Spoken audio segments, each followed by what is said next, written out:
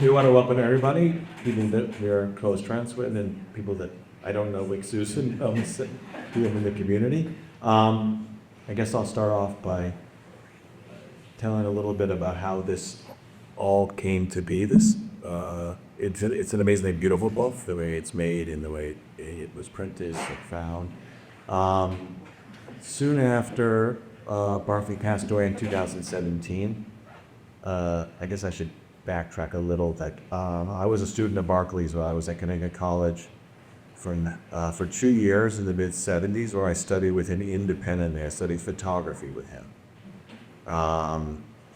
Just to give it from some perspective, the first year I started studying with Barkley, I was 20 years old and he was 29. He was a young, very successful artist known for his painting, or not so much for his photography, but he was never without a camera. For the 50 years that I knew him, was always with a camera. So we studied independently and we kept in touch as friends since I graduated school. I went on with my career at New York.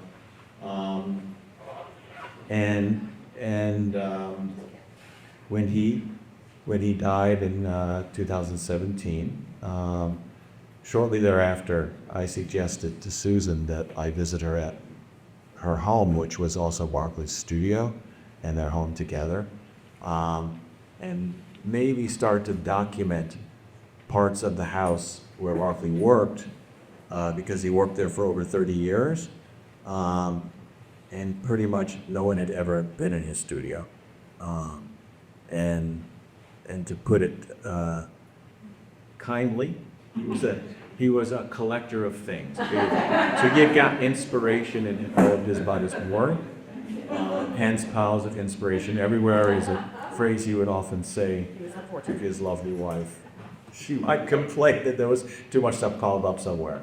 So I started to visit shortly in 2017, and for a number of years I would periodically come up to London and be allowed, with Susan's blessing, to roam around and photograph different parts of the house over time too, because things were changing a little bit as things got cleaned up a bit.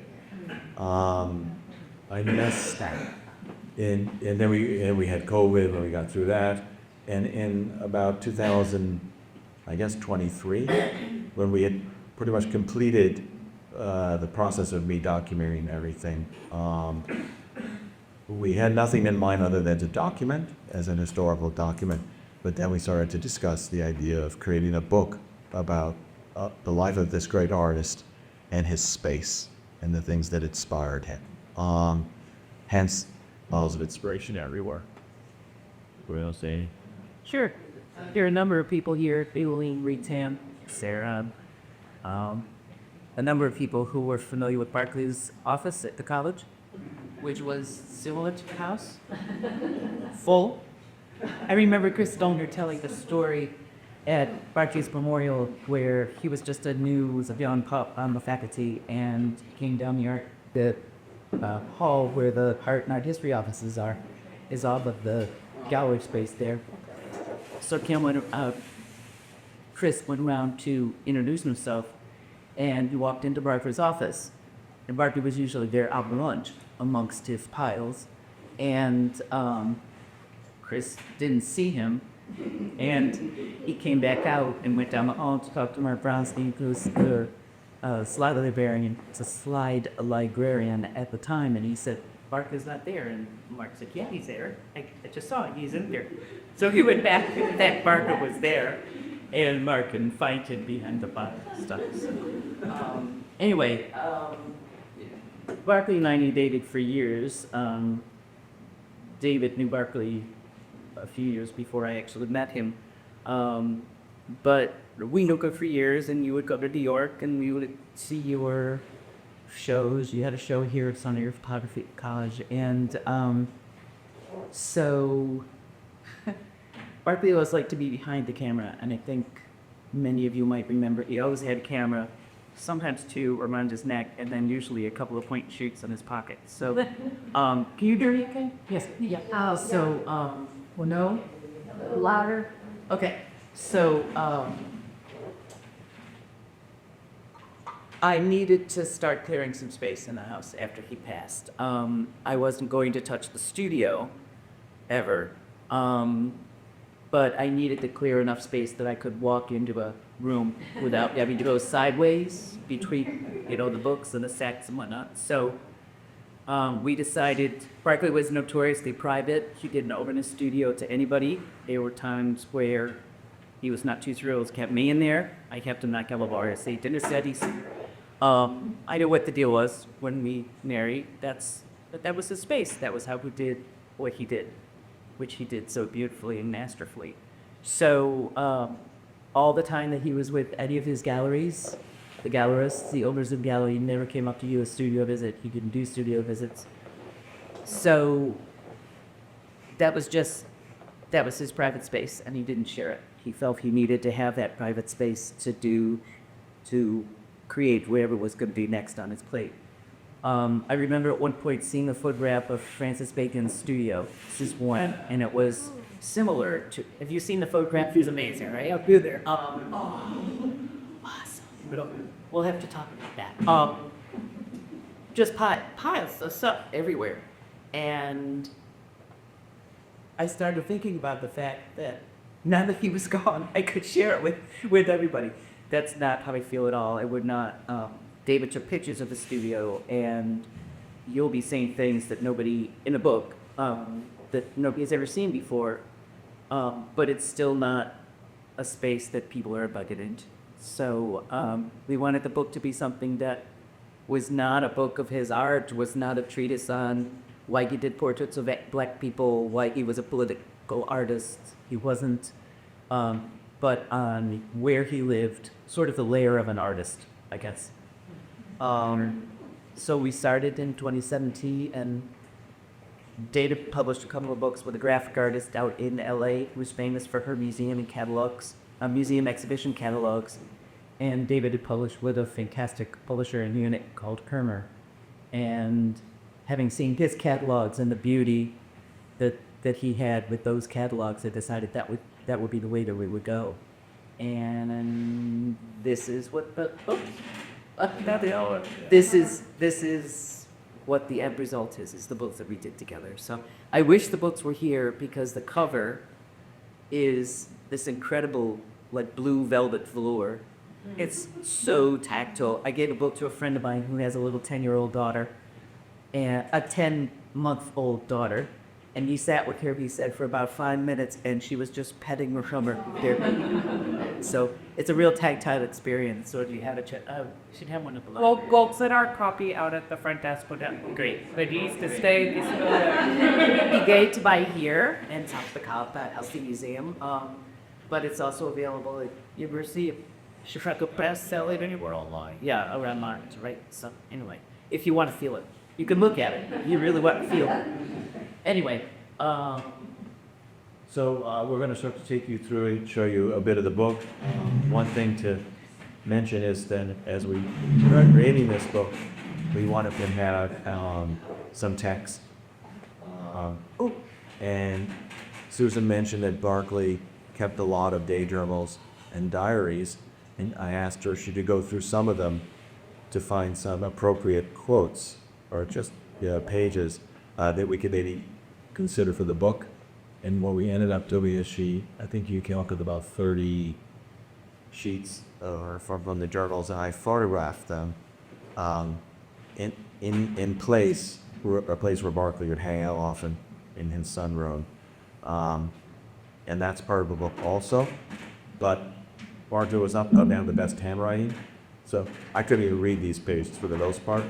You could, I'm sure. well, he has beautiful handwriting, but it's very difficult. They're difficult to read. And then when we shared these pages with the graphic design team, they came back with a finished book where the younger designer, who must have very good eyes, he went through in a cold quotes of Barkley's, and that's what's on the white pages, are actual quotes from Barkley's writings. So this is the first, before you get into the book, it's a message from the artist.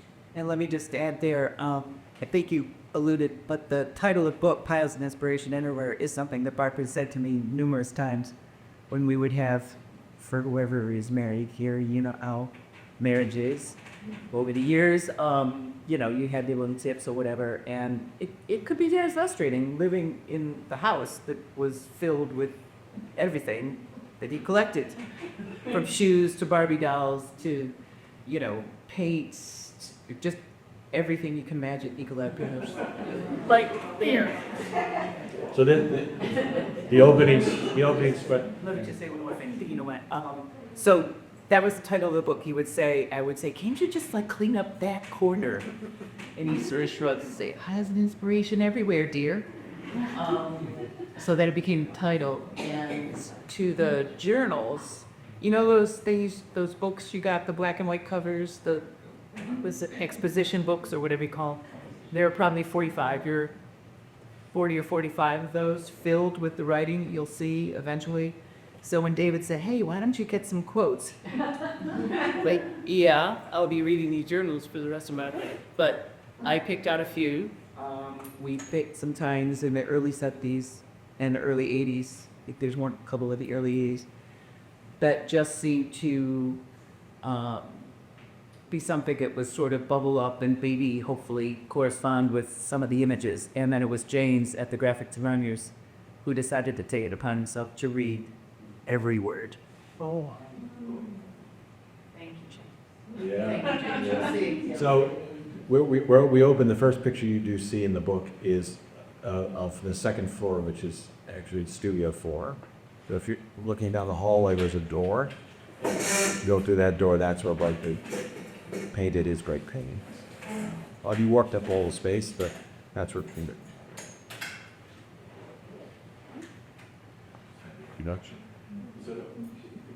Can I just interrupt? Yeah, sorry. So the graphic designer, the way David Caterers like taking pictures of the house was he sort of came in and walked around the house. So it proceeded as if somebody was coming in to visit. So you walk in, you see the front hall, we get the first room to his music room, then I get the sunroom, walk around to the kitchen, then you walk onto the second floor. So David photographed as if he was walking through the house for the first time, and then the graphic designers designed the book and paralleled the photographs for the same thing, so that the layout of the book follows the photographs, which is literally like walking through the house. Yeah, each chapter is a different part of the house. So the second floor is to do an introduction of the amount of inspiration there was. This is his tool crib over here, the whole left side of so that's his stairs going downstairs. It's an old Victorian house, so we had a back stairs and a front stairs. And that's his tool crib right there. So if you start looking, it's hammers and every tools. So now we're starting the tour of the house. And again, another coat front for Bob. Yeah.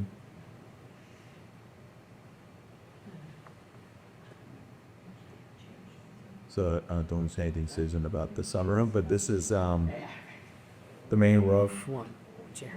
This is Lyman. You'll see him through it. It was much more cold. Mine was really neat. We just things corner over and Arthur.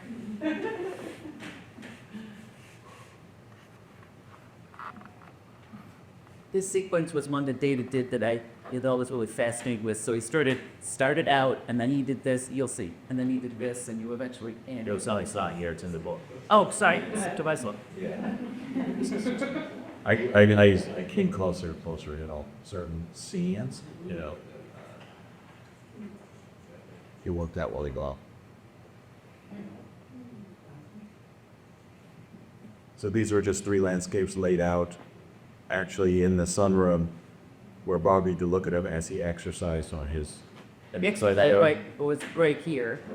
So he would put on headphones, or little things just stick in your ears. And he would listen to jazz, and he would pedal, and he would just admire his work. And it was really good. He loved it. Really good. He was there. He was a very good audience for his own ear. There are 2 landscapes, by the way. There are 2 landscapes on view as a Palmer Parma galleys to landscape the park within Jamaica, which was sort of the other thing that he's much less famous for his photographs and his landscapes.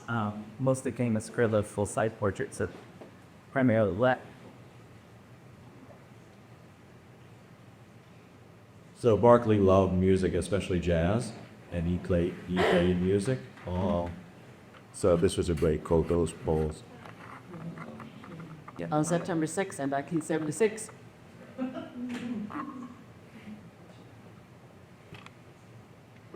This is his room.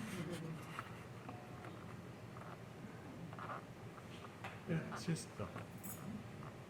He never bought one thing. Never. Did he possess puzzle, He did the tiles, he did the ceiling. which is 10 squares?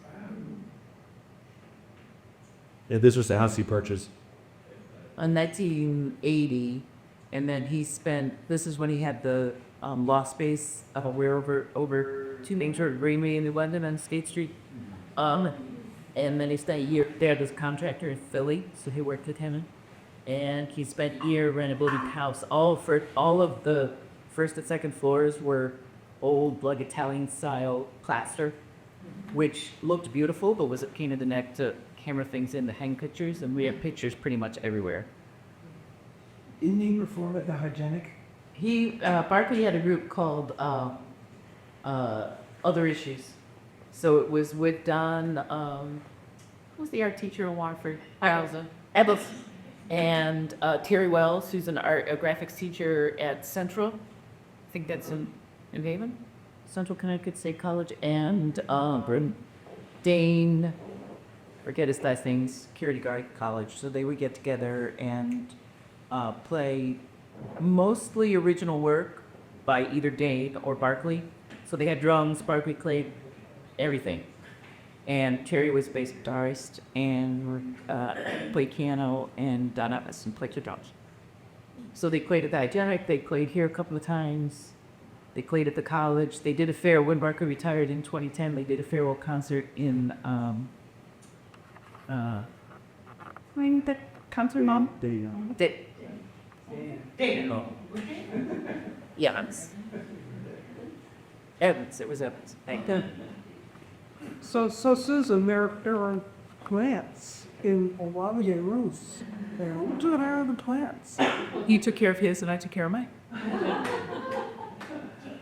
I took the care. Go ahead and juice him up a little bit. He was a little light on the watering fertilizer. So this is a close-up of the refrigerator, which it can have a lot of photos of the refrigerator, but it's just great. All too well named. That's reason why to get a black fridge. And then it's coming up.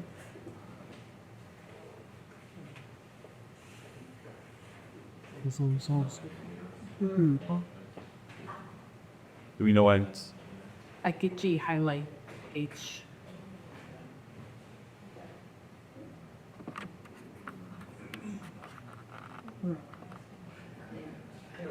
This one. Yeah. Oh, great. And now we're back up on the second floor, this is looking into the actor's studio or the page that created. Kind of bacon is right. Right?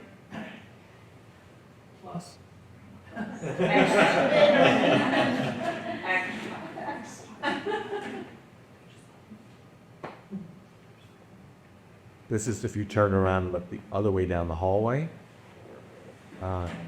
This is the other side of the street gets. And that's the door to his office. Susan, is that the one? He got, when Elvira was still being Mistress of the Dark, does everybody know who she was?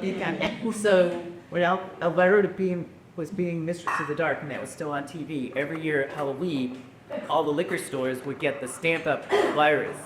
I probably only have 4 or 5 now. Literally, he had like 15 buyers all at the house. Different. There's some with like, what died, there's this one. There are different outliers. We had a lot of outliers. That's why Christine didn't see his office. No.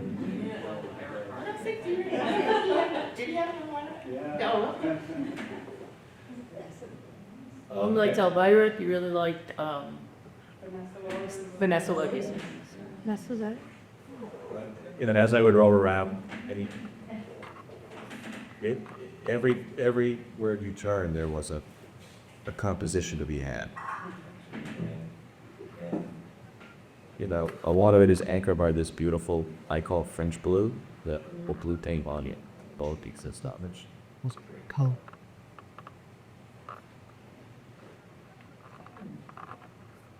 These days, toys. So Barkley collected a lot of small objects, and I decided one day to try and do a series of still lifes of them on his drawing table. They were still left in where? Passed away. So that's nothing had been touched. So that's one of the last places he was your further artist. And Susan went around and find you more things. You just kept photographing. So this is actually a composition of things that he used as composition. So the upper left-hand corner, Barkley must have known for painting, he said, but at the same time he was painting, when he'd be off for the summer for con, mostly in the summers, he would be also composing at the same time watercolor paper, mixed media, drawings and collages. So the upper left-hand corner is his watercolor tray. Some of these things, like the Barbie doll there, was being held by a Smurf in one of his mixed media watercolors that he did. Down there, that's an actual little tiny, this big oil landscape on the lower piece. I mean, it's double. It's like the same size it is in the painting. And over here in the far right, I think it was the first year after he started the con, 1973, I think, he was a doer's man. So, I don't know, how old would you go out there? So, once or twice a year, somebody was declared the doer's man. They would do a profile, and it was usually in Playboy and Esquire movies. So I still have the magazine ad where he was a doer's man standing in front of his works in a very 70s paisley satin shirt. He did not like scotch at all. Barkley tried scotch a few times and drank it with orange juice, which is sort of like just satin. But there was no money involved, but the PR was great. And he got 2 full cases of scotch, and he got like 3 cases of the nips there. So he would be passing scotch out to friends. And he did a watercolor of the little nips there. And the upper one, WCNI there, he was a jazz DJ on WCNI for probably enough 10 to keep. You just found that pin there, Did you too? I just found that the pin. Yeah, but you didn't DJ though. Oh, no, I was not.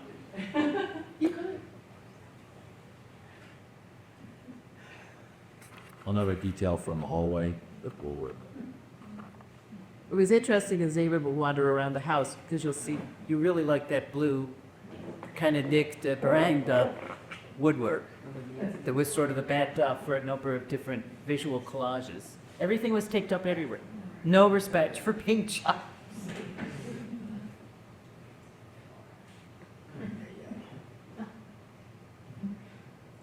Barkley liked women's shoes.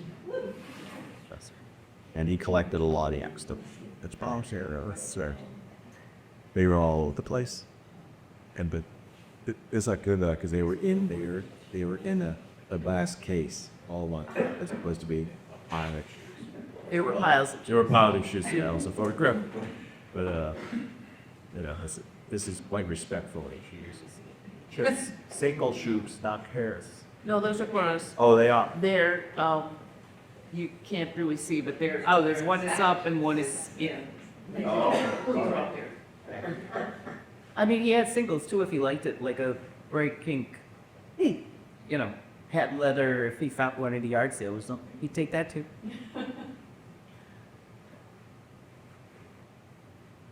This is often how he worked. Like he would cut out things from magazines, and when there's a painting behind with the white painting here is a painting It still has the Conti crayon outline of what it was going to be. But he would, and this girl here, with her hands crossed, was what the hair of the subject of the painting was going to be. So he would cut things out of magazines and keep stacks and stacks of things.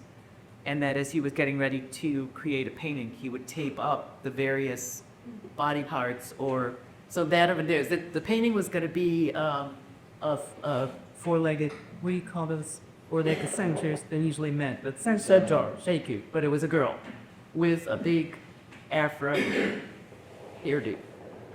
So that was his creating what was going to be the painting. He put together two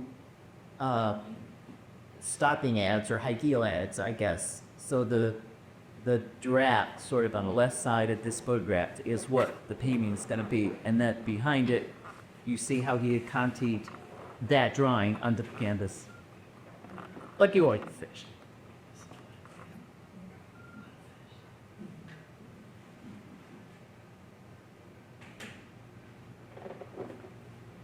So this is, I don't know if you remember the previous photograph that had everything everywhere, but the little tiny self-portrait there of him with the green cap at the very beginning, that sort of disappeared behind because there were so many piles of things. So that was probably early in 2017, and this is maybe 2020 or maybe after COVID you came, because I had cleared this out, I had cleared this space out. So now really the focus is, I don't know, the warrior woman and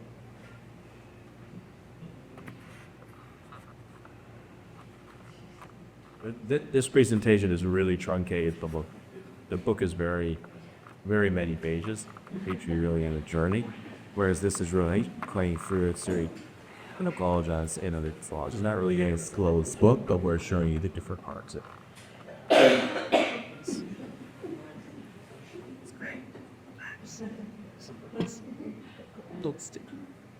I'll see anybody being made objects.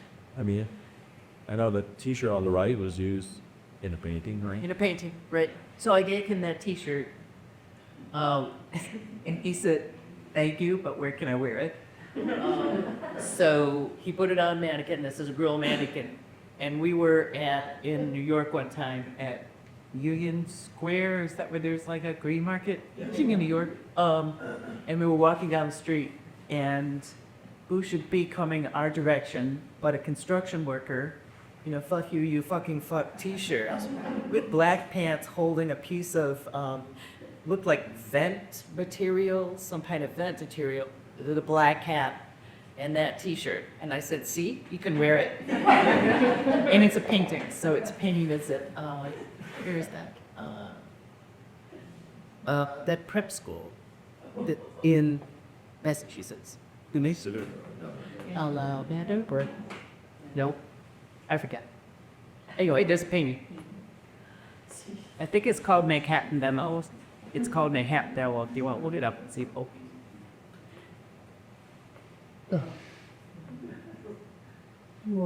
So this is stacks of books that were in his studio where he would sit and contemplate what he just painted. Usually just to the right over here. It was a velvet settee. Originally he had a wheelchair that he sat in, and he got rid of that, but got a red velvet settee that he found at a yard sale. And there would be stacks of things that he would open to reference whatever it was that was working on. Or maybe they'd been there for 6 years.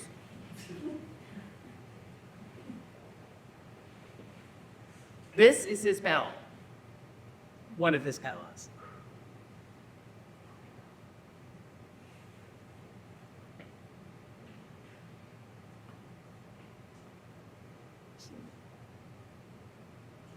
There's that pink calendar. There's this single. I think this one is two. I think he has a pair of these, but there was one that was a really nice cat mother shoe, and really nice like bright pink, hot pink magenta. But he only had one. It's in the pile. There's still a pile of shoes. Yeah, there are hundreds of shoes here. Like, Also. literally, like that's. In the studio. There's an auxiliary storage unit at the art department. More shoes. Or is, you know, he's in charge of the school life. Or besides. Wow. Oh yeah. Well, he had a banana project he did for like 30 years. It was called shoes cup, ball shoe and cup, something shoe. Creation or something, yeah. Yeah. Yeah. Exactly. So they started with and it was a semester-long project. So they started with their three. They would pick their three objects and they would bring them back and forth, and they needed to have a place where they could either leave them so that they could do whatever was going to be the transformation over the weeks, or bring it back and forth. It would be easy to set up. However, they will all work for their own objects.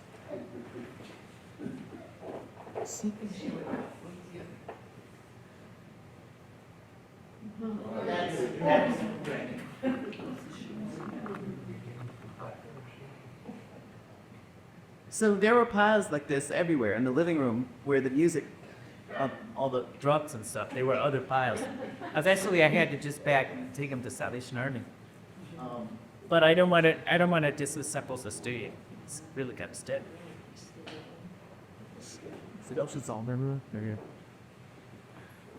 Teacher and student. This is really Way inside the studio. You couldn't really walk here at this point because there's so much stuff, but I was able to get back there. Made enough path to dunk him and everything. You actually didn't even really want this picture in the book, and I insisted because there was the picture of Barkley, and actually Barkley, that's Connecticut College, the picture of Barkley there, and that's the portrait he did of me. So that was one of those shows he had at Cummings. And this is a picture of David taking a picture at the space. And I figured it would just be, you needed one picture of you. I look so good there. You're at work. Sure, well, for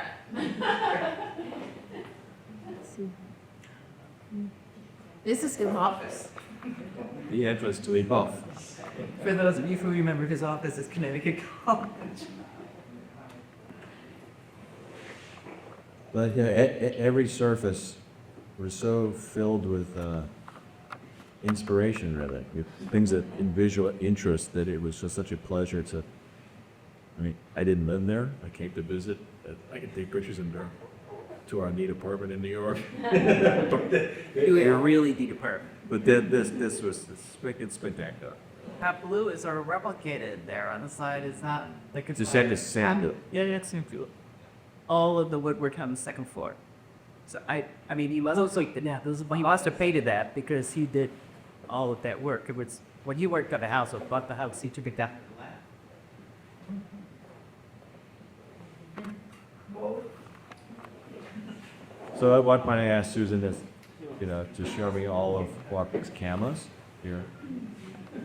He had quite a collection, and I decided to document them, to photograph them on like a still life set, the natural light, all the same. So, And the designers did a great job of just taking this collection and create a little piece of it.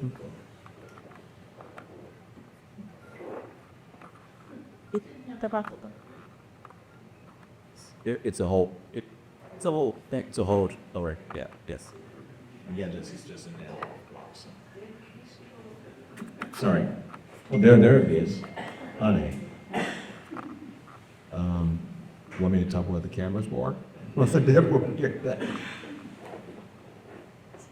So there's a third floor to the house which had Barkley's darkroom and also some storage, I think. So this is at the top of the steps on the third floor.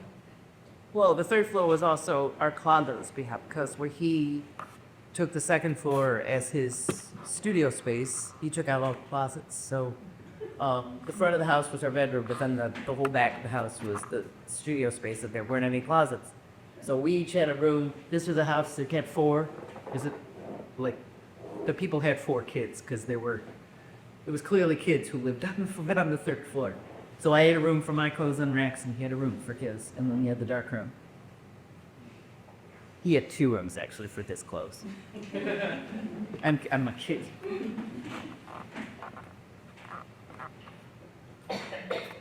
Barkley never considers himself political. Again, but as I run around the house, there's things that I could find and frame out that were kind of political. You know, that are historical. Photo there. It became very special to kind of look for things that told stories that were, part of it. I beg to differ. He was very insistent, but he was not political. He would say he paints what he sees, he photographs what he sees, whatever media, watercolor, mixed media, photograph, photography, painting. He created what he saw. He might take it in a different context, like the fuck t-shirt he put on a guy he saw on the street, or he has another one with a painting of a t-shirt he saw that said fuck Fox News, so he took that and put it on a different person. But he didn't do that, I don't know, maybe Fox News is an exception, or I could say that. He wasn't doing the output of this creativity, the painting, the photograph. He wasn't doing that to be political. He was doing that to present what the choices were of his subject. So that may seem like I'm really parsing that, but he was feeling very insistent, but he was not a political artist. He was painting or photographing what he saw. So this is a beautiful, I'm not sure what this was, a poster of whatever this was. Craig Douglas was a beautiful man, and he thought he would put him up on a wall. He didn't put him up on a wall because of what he stood for, although he was obviously supportive of what he stood for, but this was on the wall because it was a beautiful piece of art. We've argued about this for days. So Barkley always said, it's just about a tape. Right. What is he on tape? So this is a detail from his darkroom. There actually is a postcard of the exhibition of mine up here, which is quite nice. It's Grover Washington, the jazz saxophonist. But he, what year was when did the silly game A's run? Oh, we were married in '83, and then we went to Jamaica for our honeymoon over that following Christmas, so December, January, '83, '84. And then we continued going to this same Old English resort in Montego Bay for the following 3 years. And then we wound up going to the south side of the island and spending the next 30 years on the south side of the island in a little concrete bunker, where we go out and find a place to sit down and do watercolors or those landscapes that you see in Hummer. But the third year, when we had been told that they were selling this fantastic old English resort was going to be sold to Sandals, so you weren't going back there. It got very cold, and we had forgotten to leave a little trickle of water on, and when we came back, all the pipes had burst. So it was raining inside from the dark room straight down through the bedroom and then into the room where you saw where the drums and everything were, his music room, and into the basement, and the basement had accumulated for that much water. Sorry. So that was '86. Yeah, that's it. But he did do, I mean, when you were photographing, you found unprinted scripts of negatives in the closet of this room. My other hat is I edited 30, 40 years of Barkley's photography after he passed away. You created an archive of this photography. It's quite large. And one of the visits, when I was photographing in the darkroom, there were still, this was in 2020, there were still rolls of black and white film that he had processed before he went on holiday in 1986 that were never cut. are still there. Hey, you know, the whole script. So I came up and I cut them down. Back to New York holiday, and it's a great part of the archive. It's the images that were on those rolls that were never looked at. I think he looked at him. I think he was just so pissed that the whole, I mean, basically the whole house was just, it was just a mess because of the pipes. And he never developed again. He never developed and he never printed again after that. This is a sample of one of the his writings that I photographed, and then James, the graphic designer, who called Coy's front pages like this.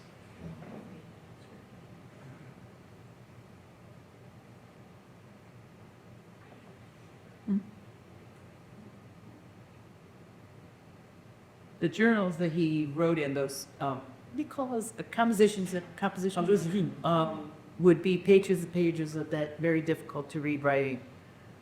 He would sometimes sit down and write 10 pages of just thoughts or what he did or whatever. And then there would be doodles.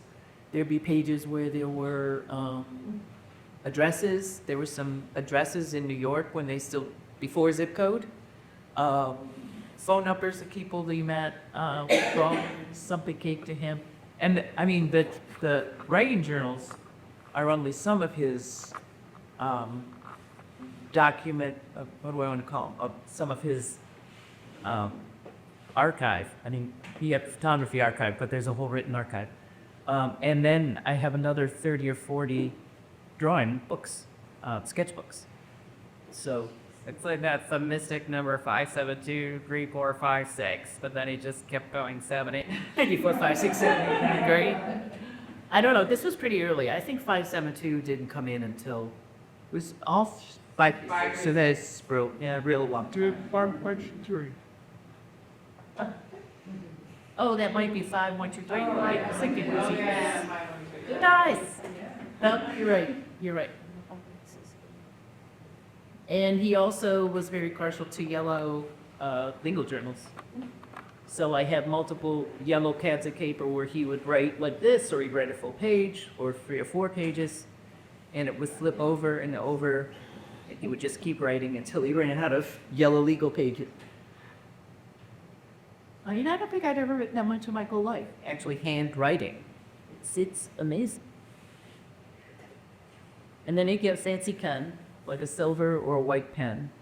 And he had to find the black both that he could write on, so that, yeah.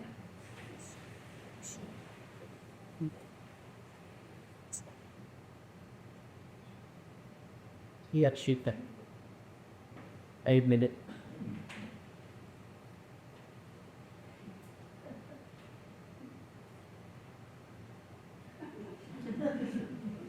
That's the ending page.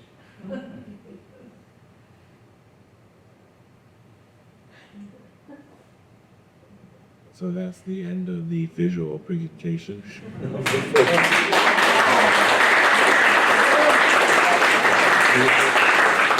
My picture graphic design is about this. I started working with this team about 4 or 5 years ago during COVID. And since I have, including this, I have 4 books published by her and Sherry, my wife, Sherry Nicole, has 1 book in last year. All 5 books were never seen. The layouts that were seen, so they were presented to us finished, completely finished. And almost nothing was changed in any of the 5 books. And Susan was a bit trepidatious about this process. A bit.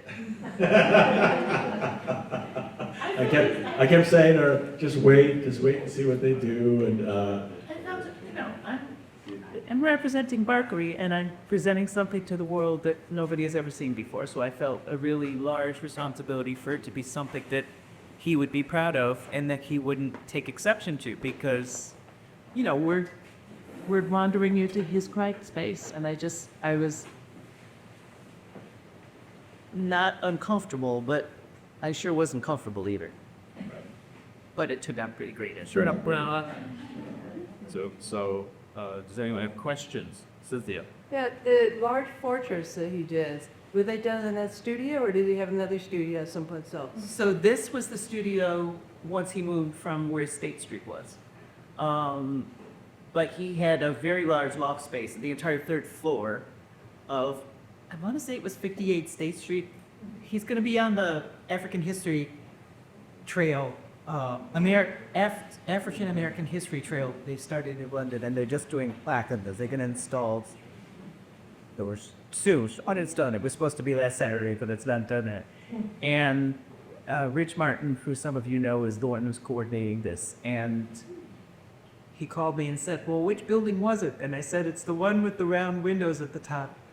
Because he often reflected, what was no? The Duarte building? What was that? Didn't you have a studio in a Duarte building? No, Oh, he didn't. no. That's at the top street, right? Yeah, yeah. Real. Only in the building where Charlotte is now. But I think it's not the one with the empty dies with the junk size. Not that one. It's the one. I think it's Charlotte's building, but I have to go and look because I have to.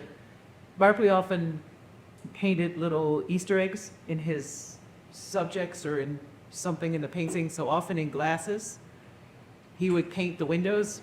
So the canvases would be, so the windows would be behind him, and he would paint so that the light was coming in to what he was painting, so that if he was looking in a mirror, he would get the reflection of the windows in his glasses, and he often painted that in. There are a couple in belt buckles, there are a couple in glasses in some of his paintings. But I can't remember the address. I think it's 58.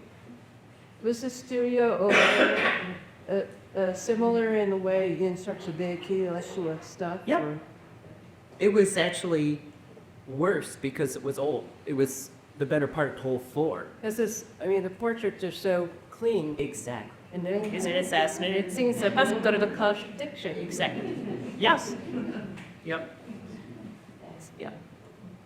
What was it like for you to live in that and is there a process, let's say? Yeah. Full. Oh, it was just the way it was. I mean, it wasn't full when I moved in.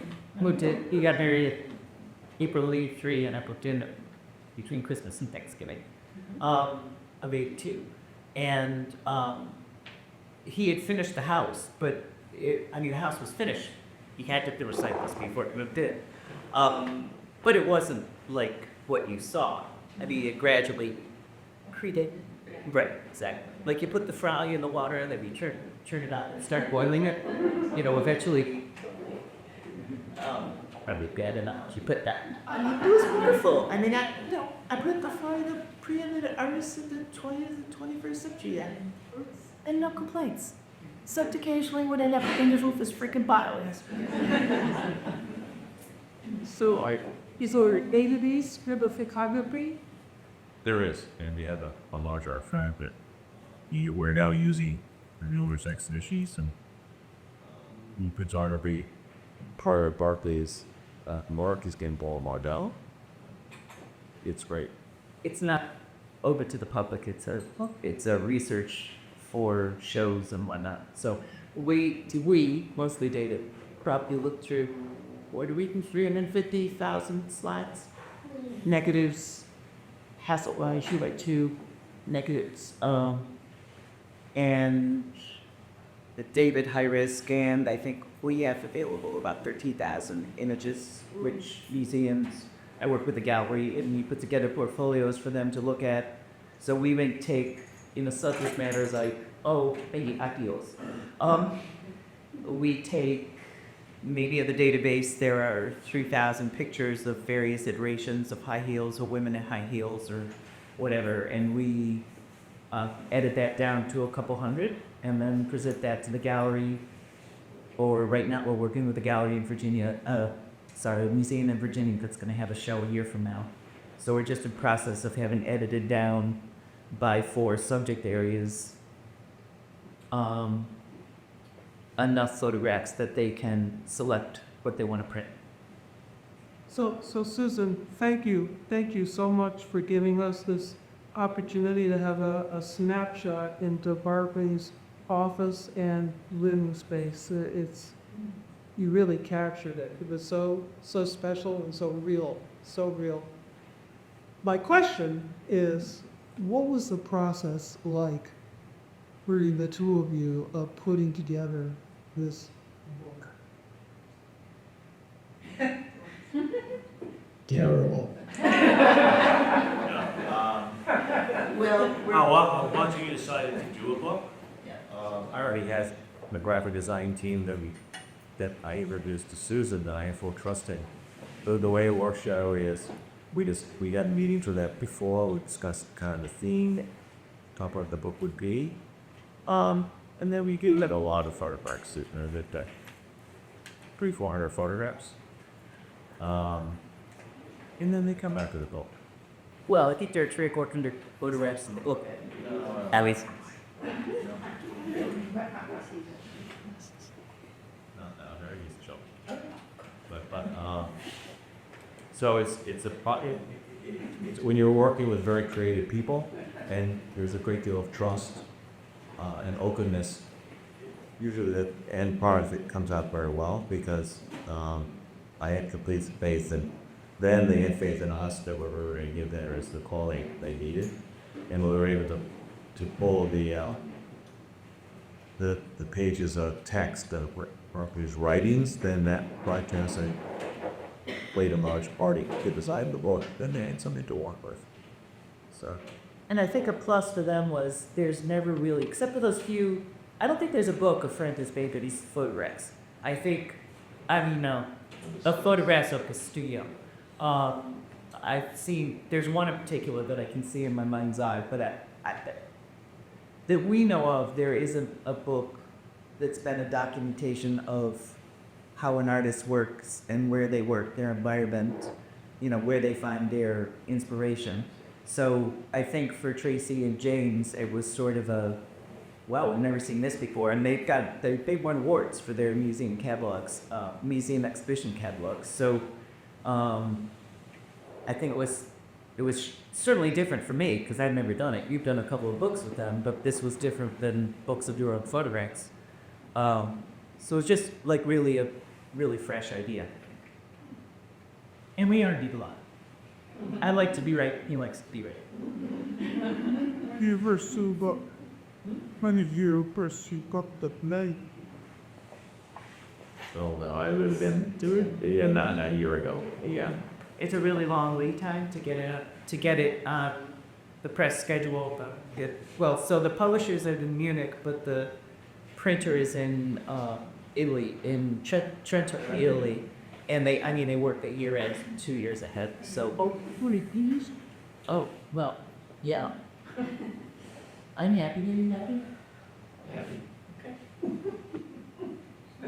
Didn't you say that going through this process you discovered a more stack of collages that no one had ever seen? Collages.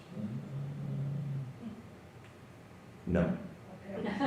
I think there's parts that were in collages, and there's the space where David did the pages that had the small, 6 or 8 photographs of his toys and his cameras and whatnot. David actually shot that on Arca's drawing table, where he did collages. So maybe that kind of got us. Yeah.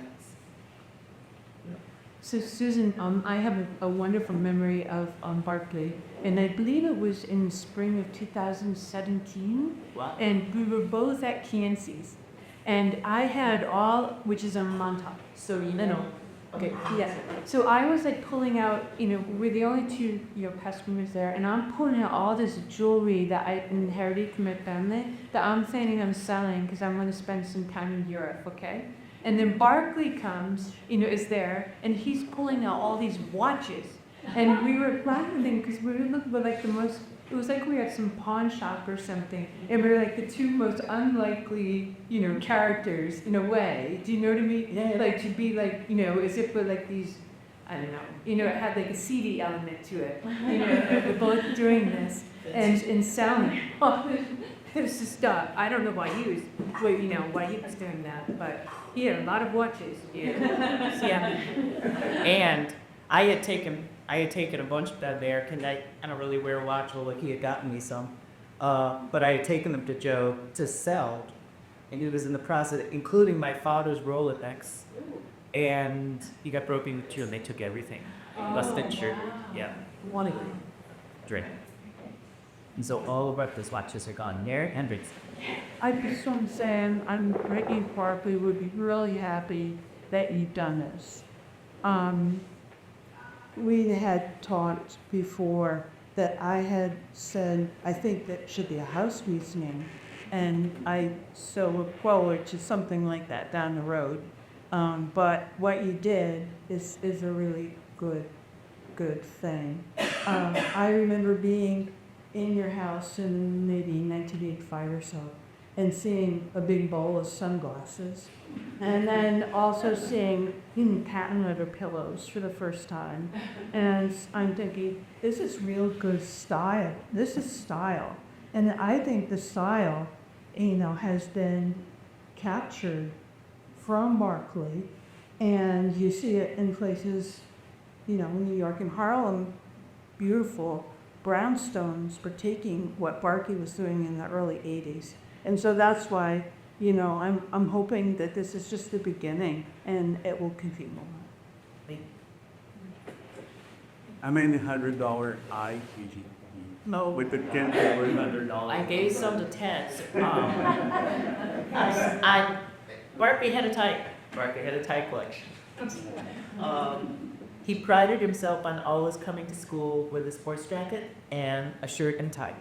Sometimes they were hand-tied bow ties, but Barkley always wore a tie and a jacket to mass. In fact, news. And he probably had hundreds. He and Ted had birthdays, 2 days, 1 day apart, 1 day apart. Yep. More different. And, all right, you're a tax day, right? We got enough. And Barkley's birthday is April 16th. And they would exchange, I don't know, it seemed like you guys looked for ties that would be appropriate for the other all year long. Because you both came up with, Barkley found a couple really cool fish ties. Yep. So Barkley probably had 500 or 600 ties. I saved a number of the money ones. There were $1 ties, $5 ties, $10 ties, whatever denomination, and there were foreign denomination ties as well. He loved the money tie. At one point I had to get a lot stuck away. I just, they like to see me coming at Goodwill, but wildly. So I know from the answer, I probably still got, 20, 30. Well, voila. The days when he was hired at Con College, faculty wore Tweed and and met per Sherry by the bar. And I think Barkley decided to kind of make fun of that too. His outrageous highs and nice seats and not shabby trees. I'm not so sure it was making fun of it or that it was just his, sartorial choice. He came from a background at PAFA, Pennsylvania Academy of Fine Arts is where he took his undergraduate study in Philadelphia, and those guys wore three-piece suits. Those were working artists, but they were dressed to the nines. So that was the background that Barkley had, and then when he came to Con, I remember. So my last semester before I dropped out and went on and did other things for 15 years. My last semester was the fall of 1972, and that was his first semester. And I only saw him once. Didn't meet him. I only saw him once, and he was sporting a pretty big fro. Not big fro, but maybe like this. And he had a red. Maybe I want to say I don't think it was a velvet suit, but he had a red suit that was pants, maybe more like a deep red, ruby red, maybe pushing the burgundy pants, bella pants, and a jacket, and I don't remember the tie, but I remember him walking down that art department hallway, and I looked at him, and it was like, well, that's a little different than the other people I know here. So there was like Lukosius and Peter Liebert and David Smalley and Charles Price and all the people that sort of inhabited that hallway at the time, and then there was Barkley Hendricks in a red velvet suit, let's say, for the sake of the story, and an afro in 1972. So yeah, I didn't meet him then. We met in '79. Anybody else? I haven't put again. Thank you everybody to Lyman, Allyn, you all for putting this together. It's unbelievable. 2 weeks ago I was down in Whitney. We do American art. And get off the elevator and on the 7th floor, because I was thinking I'm seeing selections from the permanent collection. And the first thing I confront is about Hendricks. See, so down in the Whitney and amazing at the else. And then exhibition Edward Hopper, Dory Keys, in Warhol, in this park. I mean, thank you so much for doing it. So in that context, it's just by general recollections of Barkley's involvement in the founding of Attendees. I didn't know him then. I mean, it started before I met him. I know the stories. Wait, well, you know, you might. TV Jewel. TV Jewel and Allison Holtz and Barkley. The story goes, I mean, Barkley told me this, it served Allison. Allison Holtz and I were born on the same day. So she and Barkley were at the old hygienic bar, which, if you know how it looks now, and you know, not the gallery side, but the side that still has this bar. There was a bar at the back of the building, and it was real. I mean, it was bad. It was a real dive. And I guess they were having a beer. I'm not sure where Allison was living at, but Barkley is in the loft space just around the corner, over where Thanks River Greenery is. And I guess they were having a beer, and Allison has this way of talking that is real breathy. And she was like, Mark, and so what if we had all the artists that we know, and what if we had them just for one night bring in a piece of artwork and hang it on the walls? And you know, Barkley was like, yeah, sure, let's do it. Okay.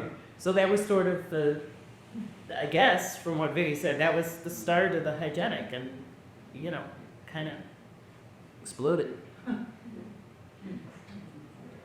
What's his name? He's in Bulgaria now.